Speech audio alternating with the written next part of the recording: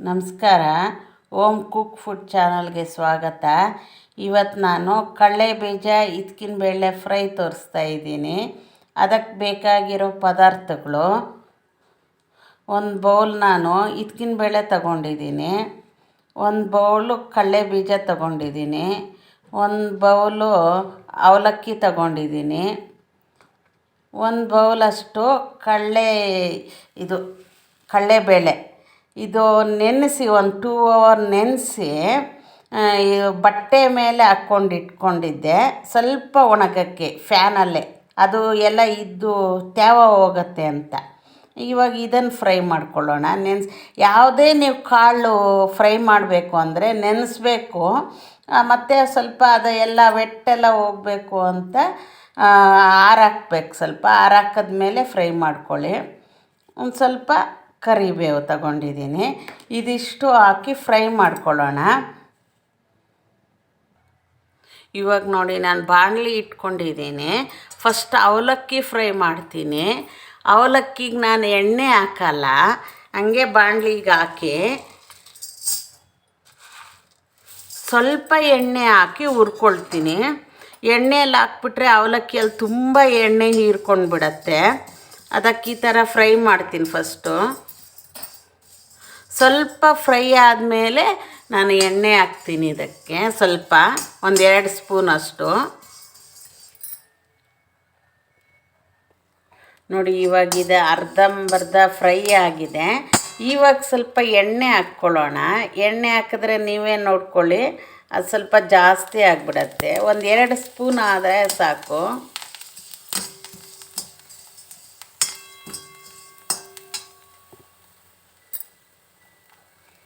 ನೋಡಿ, ಉಪ್ಕೊಳ್ತಾ ಇದೆ ಎಲ್ಲ. ನೋಡಿ, ಇದೆಲ್ಲ ಉಪ್ಕೊಳ್ತು ಇದೆ. ಇವಾಗ ಫ್ರೈ ಆಗೋಯ್ತು, ಬೇಗ ಆಗೋಗುತ್ತೆ. ಎಣ್ಣೆ ಹಾಕಿದ್ವಿ 1 ಸೆಕೆಂಡಲ್ಲೇ ಇವಾಗ ನೋಡಿ, ನಾನು ಬಾಣಲಿ ಇಟ್ಟು ಎಣ್ಣೆ ಹಾಕ್ಕೊಂಡಿದ್ದೀನಿ. ಇವಾಗ ಇದಕ್ಕೆ ಕಾಯಕ್ಕಿಟ್ಟಿದ್ದೀನಿ. ಇವಾಗ ಅದು ಫ್ರೈ ಮಾಡ್ಕೊಳ್ಳೋಣ, ಡೀಪ್ ಫ್ರೈ. ಯಾವಾಗಲೂ ನೀವು ಅವಲಕ್ಕಿ ಹಂಗೆ ಸುಕ್ಕ ಫ್ರೈಯೇ ಮಾಡಿ, ಚೆನ್ನಾಗಿರುತ್ತೆ. ಅವಲಕ್ಕಿ ಎಣ್ಣೆಯಲ್ಲಿ ಫ್ರೈ ಮಾಡಿದ್ರೆ ತುಂಬ ಎಣ್ಣೆ ಹೀರ್ಕೊಳ್ಳುತ್ತೆ. ಎಷ್ಟೇ ನಾವು ಇದು ಮಾಡಿದ್ರೇನೋ ಆ ಎಣ್ಣೆ ಇದ್ದೇ ಇರುತ್ತೆ. ಅದರಿಂದ ಅದು ಡೀಪ್ ಫ್ರೈ ಮಾಡೋಕ್ಕೆ ಹೋಗ್ಬೇಡಿ. ಇವಾಗ ಇದು ಕಾದಿದೆ. ಇವಾಗ ಕಡಲೆ ಬೀಜ ಹಾಕ್ಬಿಡ್ತೀನಿ. ಬೇಗ ಫ್ರೈ ಆಗಿಬಿಡತ್ತೆ ಕಡಲೆ ಬೀಜ.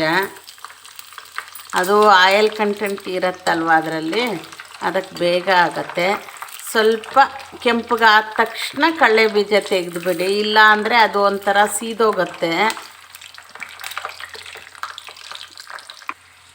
ನೋಡಿ, ಇವಾಗ ಇದು ಫ್ರೈ ಆಗಿದೆ. ಸ್ವಲ್ಪ ಆ ಥರ ಅದು ಬಿಟ್ಕೊಳ್ಳುತ್ತೆ, ಆವಾಗಲೇ ತೆಗೆದುಬಿಡಿ. ತೆಗೆದ್ರೆ ಇಷ್ಟು ಬ್ರೌನಲ್ಲಿ ತೆಗೆದ್ರೆ ಮತ್ತು ತೆಗೆದಾದ್ಮೇಲೆ ಇನ್ನೂ ಬ್ರೌನ್ ಆಗಿಬಿಡತ್ತೆ ಅದು. ಇವಾಗ ಇದನ್ನು ತೆಗೀರೋಣ. ನೋಡಿ, ಇವಾಗ ಇದು ತೆಗೆದುಬಿಟ್ಟೆ. ಇವಾಗ ಕಡಲೆಬೇಳೆ ಇದೆ ಅಲ್ವಾ, ಅದು ಹಾಕ್ಕೊಳ್ಳೋಣ.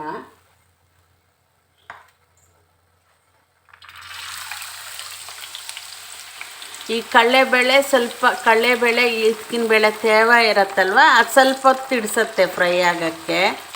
ಒಂದು 5 ನಿಮಿಷ ಅಷ್ಟು ಆಗುತ್ತೆ. ನೋಡ್ಕೊಳ್ತಾ ಇರಬೇಕು, ಅದು ಕ್ರಿಸ್ಪಿನೆಸ್ ಗೊತ್ತಾಗತ್ತೆ, ಆವಾಗ ತೆಗಿಬೇಕು.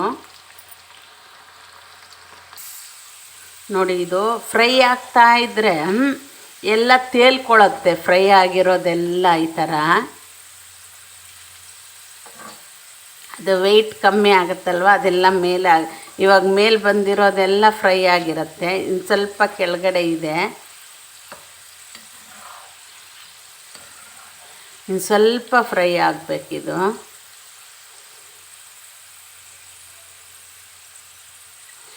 ಸ್ವಲ್ಪ ಕ್ರಿಸ್ಪಿ ಆದಮೇಲೆ ತೆಗೀರಿ, ಇಲ್ಲ ಅಂದರೆ ಅದು ಮೆತ್ತಗೆ ನೆನಾಕಿರೋದಲ್ವ, ಮೆತ್ತಗಿದ್ಬಿಡತ್ತೆ.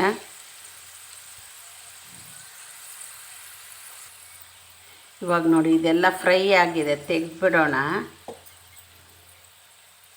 ಸಿಮ್ಮಲ್ಲಿ ಇಟ್ಕೊಳ್ಳಿ ಸ್ಟೌವು.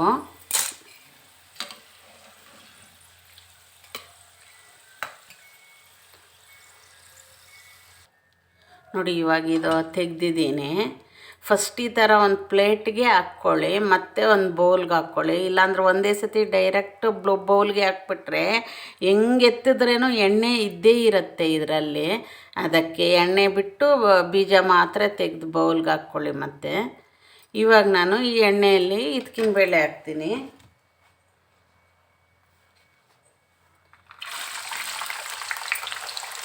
ಇದು ಅಷ್ಟೇ ಫ್ರೈ ಆಗೋಕ್ಕೆ ಒಂದು 5 ನಿಮಿಷ ಮೇಲೇ ಇಡಿಸುತ್ತೆ, ತೇವ ಇರುತ್ತಲ್ವ ಅದಕ್ಕೆ. ನೋಡಿ ಇವಾಗ ಇದಕ್ಕಿನ ಬೇಳೆ ಕೂಡ ಫ್ರೈ ಆಗ್ತಾಯಿದೆ. ಇದು ಕೂಡ ಅಷ್ಟೇ ಫ್ರೈ ಆಗಿರೋದೆಲ್ಲ ಈ ಥರ ಮೇಲೆ ಬಂದುಬಿಡತ್ತೆ, ತೇಲ್ಬಿಡತ್ತೆ.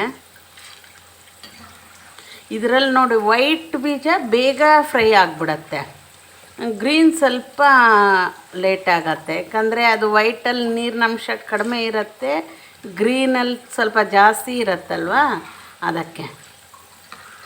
ಇವಾಗ ಇದು ರೆಡಿಯಾಗಿದೆ, ಇದನ್ನು ತೆಗೆದು ಬಿಡೋಣ ನಾವು.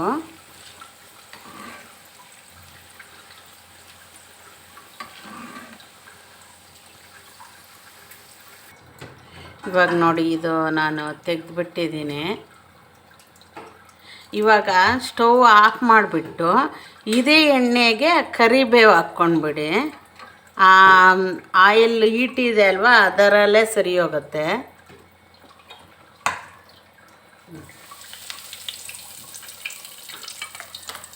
ಆಫ್ ಮಾಡಿಬಿಟ್ಟಿದ್ದೀನಿ. ಇವಾಗ ಇದನ್ನು ತೆಗೆದುಬಿಡೋಣ. ಇವಾಗ ನಾನು ಮಿಕ್ಸ್ ಮಾಡೋದು ತೋರಿಸ್ತೀನಿ. ತೆಗೆದುಬಿಟ್ಟು ನೋಡಿ, ಇವಾಗ ಇದಕ್ಕಿನ ಬೇಳೆನೋ ಎಲ್ಲ ಬೌಲ್ಗೆ ಹಾಕ್ಕೊಳ್ತೀನಿ.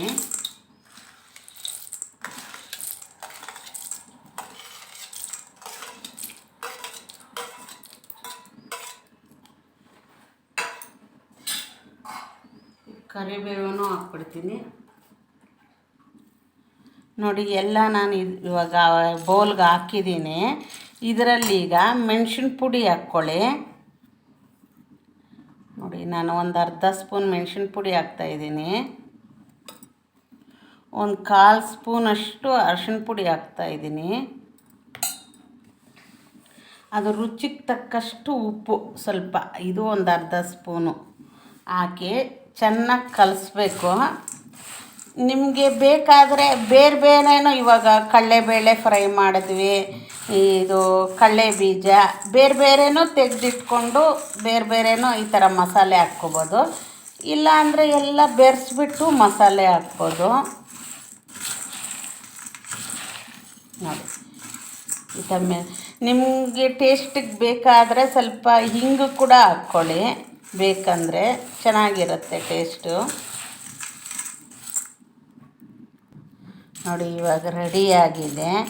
ನೀವು ಎಲ್ಲ ಮನೆಯಲ್ಲಿರುವಂಥ ಪದಾರ್ಥಗಳೇ ನೀವು ಮನೆಯಲ್ಲೇ ಈ ಥರ ಮಾಡಿ ನೋಡಿ. ಅಂಗಡಿಗಾದರೂ ಮನೆಯಲ್ಲಿ ಇನ್ನೂ ಕಡಿಮೆ ಬೀಳುತ್ತೆ, ಕೊಂಡ್ಕೊಳ್ಳೋ ಅಷ್ಟು ಗೊತ್ತಾಗಲ್ಲ ನಮಗೆ. ಎಲ್ಲ ಮನೆಯಲ್ಲೇ ಇರುತ್ತಲ್ವ ಮಾಡಿದ್ರೆ. ಕೊಂಡ್ಕೋಬೇಕು ಅಂದರೆ ಅಯ್ಯೋ 1 kg ತೊಗೋಬೇಕು, ಅರ್ಧ kg ತೊಗೋಬೇಕು ಅನಿಸುತ್ತೆ. ಇವಾಗ ನೋಡಿ ಇದು 1 kg ಅಷ್ಟೇ ಆಗಿಬಿಡ್ತು, ಎಲ್ಲ ಒಂದೊಂದು ಬೌಲ್ ಹಾಕಿ ಮಾಡಿದ್ದಕ್ಕೆ. ನೀವು ಈ ಥರ ಮಾಡಿ ನೋಡಿ, ಯಾವ ಥರ ಇದೆ ಅಂತ ತಿಳಿಸಿ. ನನ್ನ ಚಾನಲ್ ನೋಡ್ತಾ ಇರೋರೆಲ್ಲ ಲೈಕ್ ಮಾಡಿ, ಶೇರ್ ಮಾಡಿ, ಸಬ್ಸ್ಕ್ರೈಬ್ ಮಾಡ್ಕೊಳ್ಳಿ. Thank you.